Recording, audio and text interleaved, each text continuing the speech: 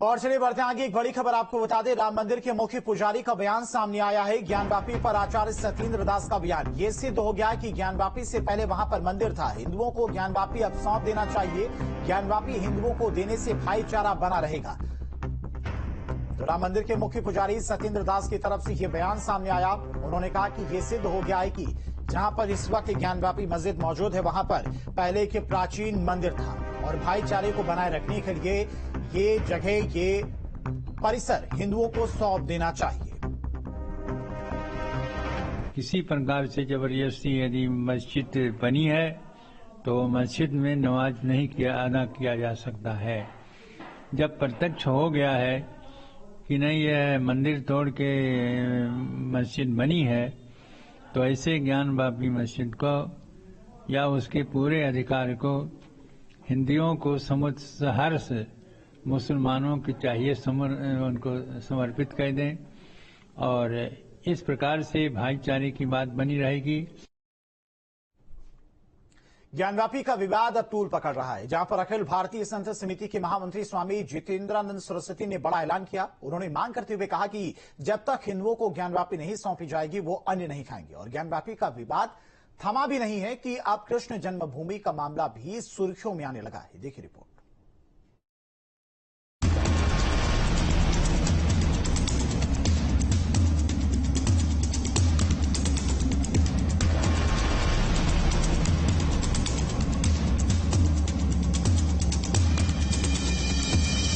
ज्ञानवापी का सच सामने आ गया है।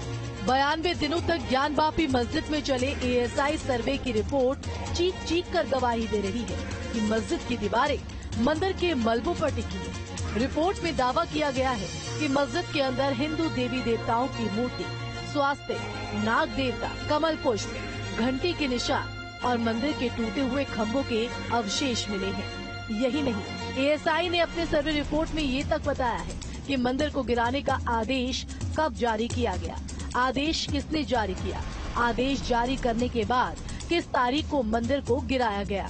एएसआई की रिपोर्ट में वो सब सबूत शामिल हैं जो बताते हैं कि मस्जिद में जगह जगह सनातन के निशान हैं। लिहाजा सनातन के निशान और मंदिर के प्रमाण के सामने आते ही साधु संतों के साथ ही सियासतदानों के बीच हलचल तेज हो गई। इस बीच अखिल भारतीय संत समिति के महामंत्री स्वामी जितेंद्रानंद सरस्वती ने बड़ा ऐलान किया, जहां उन्होंने मांग करते हुए कहा कि जब तक हिंदुओं को ज्ञानवापी नहीं सौंपी जाएगी वो अन्न नहीं खाएंगी।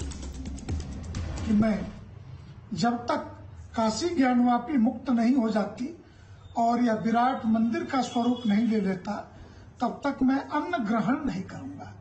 इसका अर्थ यह भी नहीं कि कुछ भी नहीं लूंगा, अनशन करूंगा, नहीं। मैं अनशनकारी नहीं हूँ, आंदोलनकारी नहीं हूँ। मैं एक दंडी सन्यासी हूँ।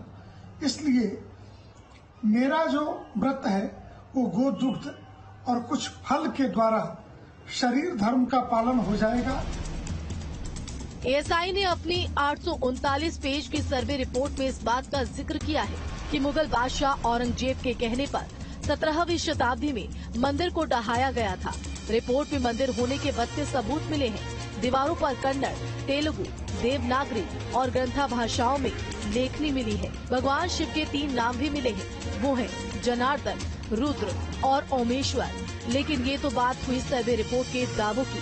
अब बात करते हैं मुस्लिम पक्ष के दावों की, जो सर्वे रिपोर्ट को सिरे से नकार रहे हैं। All India Muslim personal law board के संस्थापक सदस्य मोहम्मद सुलेमान का इसको लेकर बड़ा बयान सामने आया है, जहां उन्होंने एएसआई के सर्वे रिपोर्ट को मनगढ़ंत करार दे दिया है। इतना ही नहीं, उन्होंने तो ये भी आरोप लगाया कि सरकारी एजेंसी का सरकार गलत इस्तेमाल कर रही है और ये सिर्फ चुनावी मुद्दा है। और देश में तमाम समुदायों के बीच में भाईचारा, मोहब्बत का वातावरण चाहती है, उस महान जनता को इनके इस खेल को समझना चाहिए। जहां तक एएसआई का मामला है, वो जाहिर है सरकार की एजेंसी है, सरकार के अंदर उसका सारा काम चलता है, उसके नामित लोग जिम्मेदार होते हैं, तो उनके जरिए कोई